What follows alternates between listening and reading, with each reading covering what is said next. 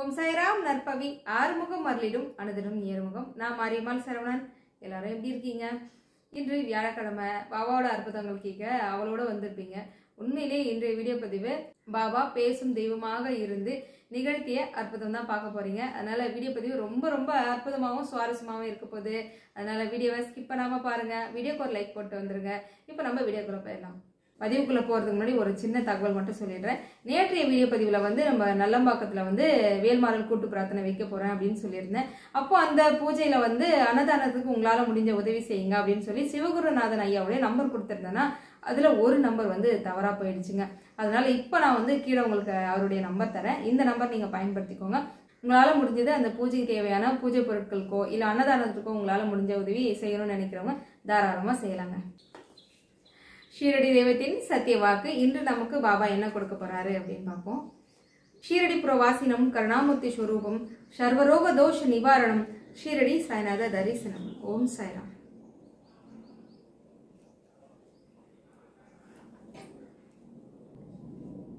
முப்பத்தி 5ஆம் அத்தியாயம் பாகம் 310. நான் யாரிடமாவது ₹1 தட்சிணை பெற்றேன் என்றால் அவர்களுக்கு 10 மடங்காக திருப்பி தர வேண்டியவனாகின்றேன். நான் ஓர் விலையில்லாமல் இலவசமாக தட்சிணை பெறுவது கிடையாது. சீர்தூக்கி பாராமலும் யாரிடமும் தட்சிணை பெறுவது இல்லை. யாரை என் பக்கிரி சுட்டி காட்கிறாரோ அவரிடமிருந்து மட்டுமே நான் தட்சிணை பெறுகிறேன். யாரேனும் என் பக்கிரியிடம் கடன்பட்டிருந்தால் அவர்களிடமும் கேட்டு பெறுவேன். இப்ப நான் கொஞ்ச நேரத்துக்கு முன்னாடி சொல்லியிருந்தேன் இல்லையா, உங்களால முடிஞ்சது அன்னதானத்திற்கு ஏதாவது தானம் பண்ணுங்க அப்படின்னு சொன்னேன் இல்லையா. அதுவுமே கூட நம்ம நினைச்சாலாம் கொடுக்க முடியாது. அது இறைவன் நினைச்சா மட்டும்தான் கொடுக்க முடியும். நாம ₹1 கொடுத்தோம் அப்படின்னாலும் அவங்க 10 ரூபாவை நமக்கு திருப்பி தருவாங்க அப்படின்ற நம்பிக்கை நம்ம மனசுக்குள்ள எப்பவுமே இருக்கணும். அதுவும் இது போன்ற அன்னதானத்திற்கெல்லாம் செய்யறோம் அப்படின்னா கண்டிப்பா 2 மடங்கா நமக்கு திரும்பி தருவாங்க அப்படின்ற நம்பிக்கை மட்டும் மனசுக்குள்ள எப்பவுமே வச்சுக்கோங்க. அதே சமயம் தெய்வம் எல்லாரிடமும் வாங்கிடாது. அவர் யார்கிட்ட வாங்கணும்ன்றது அவர் தான் முடிவு பண்ணுவேன் அப்படின்றதையும் பாபா எவ்வளவு அழகா சொல்றாரு பாருங்க. பாபா தாய்க்கு நிகரானவர். நம்ம அப்பான்னு எவ்வளவு உரிமையா கூப்பிடுறோம். இல்ல ஒரு சிலர் தாத்தான்னு கூப்பிடுவீங்க. நான் சென்ற பதிவுல சொல்லியிருந்தேன், நீங்க அவரை தெய்வமா பார்க்காதீங்க, நம்ம குடும்பத்துல ஒருத்தரா பாருங்க. அப்பாவுக்கு அப்பாவா பாருங்க, இல்ல தாத்தான்னு கூப்பிடுங்க. உங்களுக்கு எப்படி தோணுதோ அப்படி நீங்க நினைச்சு அவர்கிட்ட உரிமையோட நீங்க கேட்கலாம், உரிமையோட நீங்க பேசலாம். கண்டிப்பா நிச்சயமா உங்களுக்கு அந்தந்த நேரத்துக்கு உண்டான பதில அவர் கொடுப்பாரு அப்படின்னு நான் சொன்னேன். அப்பதான் ஒரு சகோதரி சொன்னாங்க, நான் காலையில தான் பாபாவை நம்ம தாத்தான்னு நினைச்சு வழிபாடு செய்யலாமா, அப்படி நம்ம அவர்கிட்ட நெருங்கி பேசலாமா நினைச்சுக்கிட்டே இருக்கிறேன். நீங்க பதிவுல நீங்க தாத்தான்னு நினைச்சுக்கோங்க அப்படின்னு சொன்னதும் உண்மையாவே எனக்கு பாபாவே சொன்ன மாதிரி இருக்கு அப்படின்னீங்க. அதுதான் நிதர்சனமான உண்மையும் கூடங்க. நீங்க அவர்கிட்ட உரிமையோட தாத்தான்னு சொல்லி பேசலாம், அப்பான்னு சொல்லி பேசி பாருங்க. நிச்சயமா நம்ம என்னவா நினைக்கிறோமோ அதுவாகவே நமக்கு காட்சி கொடுப்பாரு. அது போல நடந்த அற்புதமான சம்பவங்களை உங்ககிட்ட பகிர்ந்துக்க போறேன். அது மட்டும் இல்லைங்க, எனக்கு 2 நாளுக்கு முன்னாடி நடந்த அற்புதமும் உங்ககிட்ட நான் பகிர்ந்துக்க போறேன். சரி, இப்ப முதல்ல நம்ம ஒரு அன்பின் வெளிப்பாடா இப்ப இருக்கிற காலகட்டத்தில் ஒரு அன்பின் வெளிப்பாடா நம்ம என்ன ஒரு சிம்பிள் சொல்றோம் அப்படின்னா, அப்படி ஆர்டின் இப்படி கொடுப்போம். நம்ம என்ன சொல்றது, நம்மளோட அன்பை வெளிப்படுத்தணும் அப்படின்னா இந்த மாதிரி சிம்பிள் எல்லாம் கொடுத்தோம்னா அது ஒரு சந்தோஷத்தை நமக்குள்ள கொடுக்கும் இல்லையா. அதே போல நம்ம முருகர் வழிபாட்டுல கூட நம்ம தீபம் ஏத்தி வச்சோம் அப்படின்னா அந்த ஆர்டின் போலவே முருகப்பெருமான் காட்சி கொடுத்தாரு அப்படின்னா உண்மையா அவ்வளவு மனசுக்கு சந்தோஷமா இருக்கு. ஸ்மைல் போல அப்படிலாம் முருகர் காட்சி கொடுத்திருக்காருல்ல. அதே போல நடந்த ஒரு நிகழ்வு தான் கீதாமா விலைக்கேத்தி வச்சிருக்காங்க பாபாவுக்கு. அவங்க வீட்டு பூஜை அறையில அவங்களுக்கு இப்பதான் ரீசெண்டா கையில வேற அடிபட்டு இருந்ததுங்க, ஆப்ரேஷன் பண்ணியிருந்தாங்க. எது எப்படி இருந்தாலும் சஷ்டிக்கு செய்யக்கூடிய பூஜை ஆகட்டும் ரொம்ப அருமையா செய்து முடிச்சிருவாங்க. அவங்களுடைய கணவரும் மிகப்பெரிய ஒரு உறுதுணையா இருந்து அந்தந்த டைமுக்கு அந்த பூஜைகளை ரொம்ப அழகா செய்து முடிச்சுட்டு எனக்கு வீடியோ போட்டோஸ் எல்லாம் அனுப்புவாங்க. சஷ்டிக்கும் பண்ணிடுவாங்க, வராகி அம்மனுக்கும் நடராஜ பெருமான் பாபாவுக்குன்னு அவ்வளோ அழகா அவங்க செய்து அழகு பார்ப்பாங்க. அப்படி என்ன பண்றாங்கன்னா பாபாவுக்கு விளக்கேத்தி வச்சிருக்காங்க. அவங்களுடைய குரு பாத்தீங்கன்னா மகா பெரிவா தான் ரொம்ப விரும்பி அவங்க வழிபாடு செய்வாங்க. இருந்தாலும் பாபா மீது ஒரு தனி பற்று அவங்களுக்கு உண்டு அப்படின்னு கூட சொல்லலாம். அப்படி ஒரு நாள் விளக்கேத்துறாங்க. இப்ப 2 நாளுக்கு முன்னாடி நடந்த நிகழ்வு தான். பாபாவுக்கு விளக்கேத்தி வச்சுட்டு இவங்க பேசுறாங்க, பாபா நான் வழிபாடு செய்யறேன், நீங்க ஏத்துக்கிட்டீங்களா, என்னோட அன்பு உங்களுக்கு புரியுதா, நான் ஏத்தி வைக்கிற தீபம் இந்த வழிபாட்டு முறையில நீங்க ஏத்துக்கிறீங்களா, இதெல்லாம் பாக்குறீங்களா, என்ன உங்களுக்கு பிடிக்குமா, இப்படி எல்லாம் அவங்க பாபா கிட்ட அவங்க பேசுறாங்களாம். சரி, பாபா எப்படி அவங்களுக்கு வெளிப்படுத்துவாரு, எனக்கு உன்னை பிடிக்கும், நீ பண்ற வழிபாடு முறையெல்லாம் எனக்கு பிடிக்கும், நீயும் என்னுடைய மகள் தான் அப்படின்னு பாபா எப்படி அவங்களுக்கு வெளிப்படுத்துவாரு எப்படின்னு பாத்தீங்கன்னா நீங்களே ஆச்சரியப்படுவீங்க. எவ்வளவு அழகா அவரு காட்சி கொடுக்குறாரு பாருங்களேன். பாபாக்கு ஏற்றிய தீபம் இது. எவ்வளோ அழகாக க்யூட்டாக அப்படியே அழகாக ஒரு ஹார்ட்டின் போட்டு கீழே ஸ்மைல் இருந்தால் சிரிச்சா எப்படி இருக்குமோ அந்த ஒரு சிம்பிளும் போட்டு இது ஒரு முக அமைப்பாகவும் உங்களுக்கு தெரியுதா பாருங்களேன். கீழே வந்து தாடியாவை நினச்சி பார்த்தா அப்படியே எவ்வளோ அழகாக பாபாவும் காட்சி கொடுக்குறார். ஹார்ட்டின் ஸ்மைலோடு வந்து எனக்கும் உன்னை பிடிக்கும், உன்னோட பூஜையை நானே ஏற்றுக்கிட்டேன் அப்படின்னு எவ்வளோ அழகாக வந்து சொல்கிறார் பாருங்களேன். அப்படியே சேர்த்து ஒரு வட்டமா போட்டு பார்த்தா பாபாவோட முகம் போலவும் தெரியுது பாருங்களேன். இவ்வளவு அழகா வந்து பாபா உன்னுடைய பூஜையை நான் ஏத்துக்கிட்டேன், நானும் என்னுடைய அன்பை உனக்கு வெளிக்காட்டுறேன் அப்படின்னு வந்து எவ்வளவு அழகா பாபா காமிக்கிறாரு பாருங்களேன். இதோட இன்னொரு சகோதரி வீட்டுல நடந்த அற்புதம் பாருங்க. அவங்க பேர் பாண்டிச்செல்வி. அவங்க வந்து பாபாவை தன்னுடைய தாய்க்கு நிகராக தான் அவங்க வழிபாடு செய்யறாங்க. எல்லா தெய்வத்தையுமே அவங்க வழிபாடு செய்தாலும் பாபானா ஒரு என்ன சொல்றது, நம்ம ரொம்ப உரிமையோட அவர்கிட்ட கேட்கலாம், உரிமையோட நம்ம வந்து அவர்கிட்ட பேசலாம். அப்படிதான் வந்து அவங்களுடைய மகன், பெரிய மகன் வந்து பாத்தீங்கன்னா இப்ப 14 வயசு ஆகுதுங்க. ஆனா குழந்தை 1 வயசு ஆனதுக்கு அப்புறம் தான் தெரியுது குழந்தைக்கு வந்து கொஞ்சமா இந்த ஆட்டிசம்னு சொல்றாங்களே அதுல வந்து பாதிக்கப்பட்ட மாதிரி இருக்கான். ஆனா இப்போதைக்கு பாத்தீங்கன்னா அவனுடைய வேலைகள் எல்லாமே அவன் செய்துக்கிறான். அவனோட பேர் வந்து பாத்தீங்கன்னா விஷ்ணுதேவ், குழந்தையோட பேர் விஷ்ணுதேவ். அவனோட வேலைகளை அவன் செய்துக்கிறான். வீட்டுல எல்லாருக்கிட்டையும் நல்லா ஆக்டிவா இருக்கிற மாதிரி தான் இருக்கான். ஆனா வெளியே போனா அது அப்படியே ஆப்போசிட். மற்றவங்க எல்லாரும் ஏதாவது ஒன்று சொல்ல தானே செய்யறாங்க.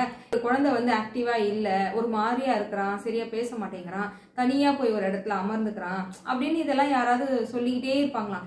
அது வந்து இவங்களுக்கு மனசுக்கு ரொம்ப கஷ்டமா இருக்கும். பெத்தவங்களுக்கு எப்படிதான் இருக்கும் இல்லையா. இந்த மாதிரி குழந்தையெல்லாம் தெய்வ குழந்தைங்கன்னு சொல்றோம், இருந்தாலும் அதை தாங்கிக்கிற மனப்பக்குவம் தைரியமும் நமக்கு இன்னமும் வரல அப்படின்னு தாங்க சொல்லணும். அதை பார்த்துக்கிறவங்களும் அந்த மாதிரி ஒரு குழந்தை பிறகுதுன்னா அவங்க அப்பா அம்மாவுமே வந்து தெய்வத்துக்கு நிகரானவங்க தான். எல்லாருக்கும் அந்த மாதிரி குழந்தைங்க வந்து பிறந்துடாது. யார் பார்த்துப்பாங்களோ அவங்களுக்கு மட்டும்தான் அந்த குழந்தைய கடவுள் கொடுத்து பாக்குறாரு. கடவுளே வந்து அவங்க வீட்டுல பிறக்கிற மாதிரி தாங்க அது. என்னதான் நம்ம எவ்வளவு சொன்னாலுமே கூட அந்த இடத்துல இருந்து பாக்குறவங்களுக்கு மட்டும்தான் அந்த கஷ்டம் என்னன்னு உணர முடியும், அதை புரிஞ்சுக்க முடியும். அப்படி வந்து சகோதரி எப்பவுமே தன்னுடைய குழந்தைய கடவுள்கிட்டயே ஒப்படைச்சிட்டாங்க. நீ தான் பாத்துக்கணும் முருகா, நீ தான் பாத்துக்கணும், பாபா நீ தான் பாத்துக்கணும், என் குழந்தை வெளியே போறான் வரான், எப்பவுமே நீ அவனுக்கு ஒரு தாயா இருந்து நீ பாத்துக்கணும் பாபான்னு அவங்க சொல்லாத நாளே கிடையாதான்.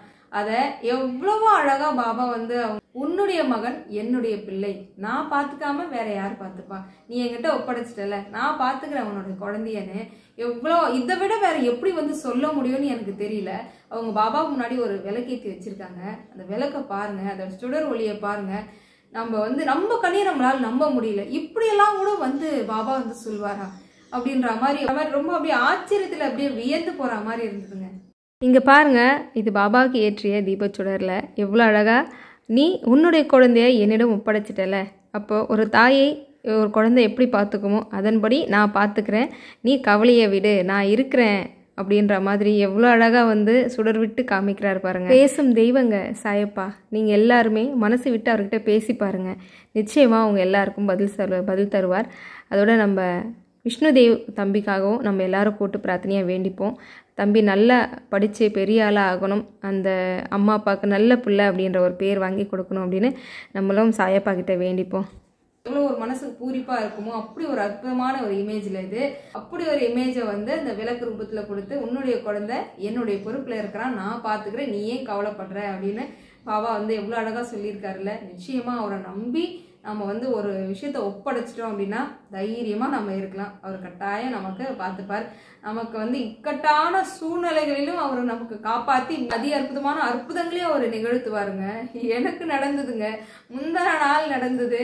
எனக்கு வந்து இது எப்படி யார்கிட்ட சொல்றது அப்படின்னு நானே தனியா சிரிச்சுக்கிட்டு இருக்கேன். என்ன பாபா நீங்க இப்படி எல்லாம் கூட எனக்கு பண்ணுவீங்களா அப்படின்னு. அப்புறம் தான் எனக்கு திடீர்னு தோணுச்சு, நாம ஏன் இதை வந்து சொல்லக்கூடாது, எவ்வளவு பெரிய அற்புதம் நமக்கு பண்ணியிருக்காரு பாபா, இதை நம்ம இன்னைக்கு சொல்லியே ஆகணும் அப்படின்னு தான் மட்ட தேங்காய் பிரார்த்தனையில் அற்புதங்களை கூட நான் ஓரம் வச்சுட்டு இதை நான் முதல்ல உங்களுக்கு சொல்லணும் அப்படின்னு வந்து இது வந்து ரொம்ப ஆர்வத்தோட வந்திருக்கேன். செவ்வாய்க்கிழமை என்றுங்க காலையில அறக்க பிறக்க நம்ம என்ன வேலையை செய்வோம், குழந்தைங்களுக்கு சாப்பாடு கட்டுற வேலையை தான் செய்வோம். சின்ன பையன் வந்து பிரிஞ்சி கேட்டிருந்தான், அம்மா பிரிஞ்சி செஞ்சு கொடுமா அப்படின்னா சரி நான் காலையில எழுந்திரிச்சு சமைக்க ஆரம்பிச்சுட்டேன். சமையல் வந்து நல்லபடியா செஞ்சு முடிச்சிட்டேன். முடிச்ச கையோட என்னோட மூத்தார் பையன் வந்து சித்தி அம்மா வந்து சமையல் செய்ய லேட் ஆயிடுச்சு, சாப்பாடு எனக்கு டிஃபன் கட்டி தரீங்களா அப்படின்னு கேட்டான். சரிப்பா சாப்பாடு இருக்குப்பா நான் கட்டித்தரேன் அப்படின்னு சொல்லிட்டு அவனுக்கு இதுதான் முதல் முறையா கட்டித்தரேங்க, இதுதான் முதல் முறையா வந்து அவன் சித்தி எனக்கு சாப்பாடு கட்டி கொடுங்கன்னு கேட்கறான். இதுவரையும் அவன் கேட்டதே கிடையாது. சரின்னு பிள்ளைக்கு அவனுக்கு வந்து பிரிஞ்சு கட்டி கொடுத்துட்டு லக்ஷ்மணன் அவனும் ஃபாஸ்டா கிளம்பிடுவாங்க, ஏன்னா +1 இல்லையா, சீக்கிரம் கிளம்பிடுவாங்க. அவங்க 2 பேருக்கு சாப்பாடு கட்டி கொடுத்து அனுப்பிச்சிட்டேன், போயிட்டு வாங்கப்பா அப்படின்னு அனுப்பிச்சிட்டேன். அப்புறமா வந்து சின்ன பிள்ளைக்காக வந்து டிஃபன் கட்டிட்டேன். கட்டி முடிச்சுட்டு சும்மா கொஞ்சம் வாயில போட்டு பார்க்கலான்னு சாப்பிட்டு பார்க்கலான்னு சாப்பிட்றேன். சரியான உப்பு. எனக்கே ஒரு மாதிரி ஆயிடுச்சு. என்னடா இது, நான் இது வரைக்கும் சாப்பாடு உப்பு கம்மியானால சமைப்பேனே தவிர உப்பு அதிகமாக போட்ட நாளே கிடையாது. என் கணவர் பயங்கரமாக திட்டுவார். அதனால எப்பவுமே வந்து எங்கள் வீட்டு சாப்பாடு உப்பு கம்மியாகவே இருக்கும். ஆனால் நான் எப்படி போட்டேன்னு எனக்கே தெரியல.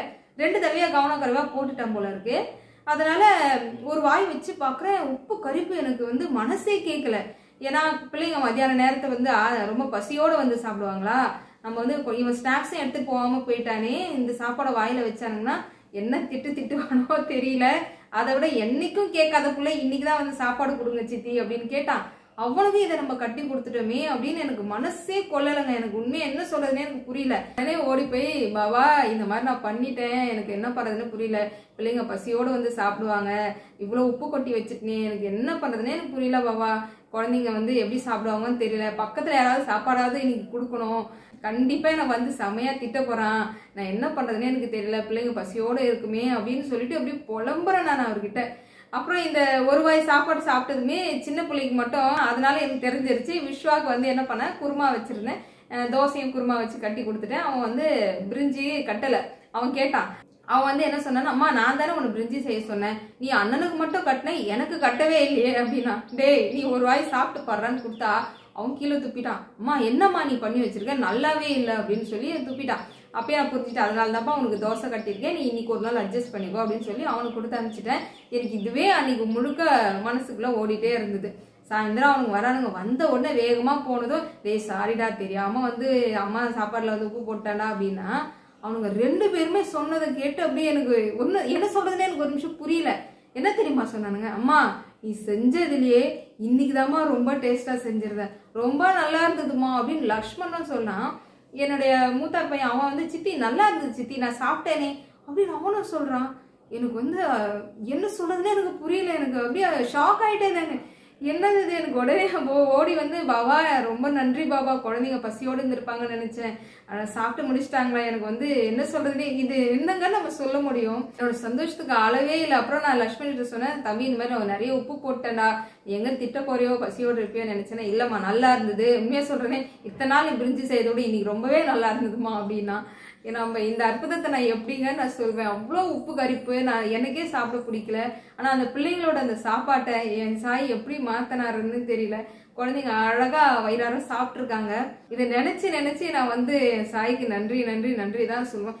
இதுன்னு இல்லை, எப்பவுமே எல்லா விஷயத்துக்குமே எனக்கு முதல்ல வந்து சாய்ராம் மட்டும்தான். அவர்கிட்ட சொல்லிடுவேன், பாபா என்னன்னு பாருங்க பாபா, குழந்தைங்க எங்க வெளியே கிளம்பினாலும், கணவர் எங்க வெளியே கிளம்பினாலுமே முதல்ல என்னோட சாய்கிட்ட சொல்லிடுவேன், வெளியே கிளம்புறாங்க பாத்துக்கோங்க பாபா அப்படின்னு சொல்லிடுவேன். இது நம்ம எல்லாருக்குமே இருக்கிற ஒரு விஷயம் தான். அவங்க இஷ்ட தெய்வம் நீங்க முருகர்கிட்ட தாராளமா சொல்லலாம். நமக்கு வந்து முதல்ல அப்படின்னு பார்க்க போனா எனக்கு என்னோட குரு தான் வந்து நிப்பாரு. அதனால நான் அவர்கிட்ட சொல்லிடுவேன். முருகர்லாம் வந்து பாத்தீங்கன்னா அவர் சூப்பர் ஹீரோ இல்ல, அதனால வந்து அவர் அதிகமா தொந்தரவு பண்ண மாட்டேன். என்னோட சாயை தான் ரொம்ப பிடிச்சி எந்த நேரமும் கூப்பிடுறதுன்னு அவரை மட்டும்தான் நான் கூப்பிட்டுட்டே இருப்பேன். ரொம்ப மனசுக்கு அவ்வளவு நெருக்கமான என்னோட சாயிங்க அவரை நம்ம அப்பான்னு அன்போடு கூப்பிட்டோம் அப்படின்னா அவ்வளோ அழகா நம்மளை தாங்குன்னு தாங்குவார். எவ்வளவு பெரிய அற்புதம் எனக்கு பண்ணியிருக்காருல்ல. குழந்தைங்க பசியோடு இல்லாம அவங்கள சாப்பிட வச்சிருக்காருன்னா எவ்வளவு பெரிய அற்புதம்ல இது. இன்றைய பதிவு பாபாவோட அன்புல வந்து நினைஞ்ச மாதிரி இருந்தது இல்லைங்க. அடுத்த வாரம் இதை விட இன்னும் அற்புதமான ஒரு வீடியோ பதிவோட வந்து நான் உங்களை சந்திக்கிறேன். ஷீரடி புரவாசினம் கருணாமூர்த்தி ஸ்வரூபம் சர்வரோக தோஷ நிவாரணம் ஷீரடி சாய்நாத தரிசனம். ஓம் சாய்ராம்.